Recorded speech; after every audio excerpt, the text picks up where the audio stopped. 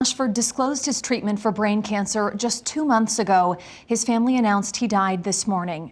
They say he was positive through the end, adding today he'd want you to, quote, tell your loved one you love them, read some history to learn something, and reach out to lift up your fellow human. Those who knew Brad Ashford well all agree he loved Nebraska. They say he was able to solve many problems to better serve people in the state. That includes his work with current and former lawmakers to build the addition to the VA hospital. KETV Newswatch 7's Michelle Bandor is talking with some of those representatives. She's live with reaction to Brad Ashford's death. Well, Alexandra and David, they are calling the VA project Brad Ashford's legacy and a mega accomplishment that only came to light because of his persistence and his passion. That's also how he is being remembered, someone who has ideas to make Nebraska better, even until the end. Even while fighting to stay alive, Brad Ashford still found a way to connect with the community he loved. In his final Facebook post on Easter, Ashford wrote about being grateful for life, family, and excellent health care, and the new hope the season brings. He's a special treasure, and he's going to be sorely missed in the community. Lifelong friend and campaign finance director Mary Barrett called him one of the good guys. She was with him for his final moments and got to say goodbye. You've done so much for me, and then you kind of remember all the different things he's done and how great it was. And thanked him for that. And, he thanked me for my friendship. We went from rivals to friendship in 7 years. I used to talk to him almost every day at a certain part of our relationship. Congressman Don Bacon defeated Ashford in 2016 after Ashford's first and only term in Congress.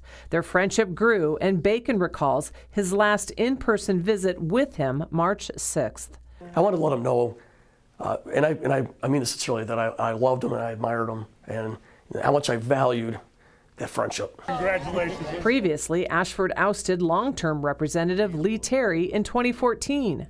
Brad loved everybody, and mostly everybody else loves Brad.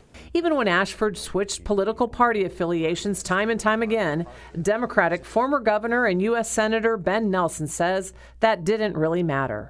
He was very capable of getting people to come together to work on common projects, and he put partisanship last and people first. Watching Brad, I learned the importance of trying to work with folks across the aisle and not compromise your values, but find areas where you can agree. And that's sort of driven me since 2018. It is time to rise, it's time to organize. Helping better the community and people's lives was the driving force behind Ashford. He worked tirelessly as the director of the Omaha Housing Authority.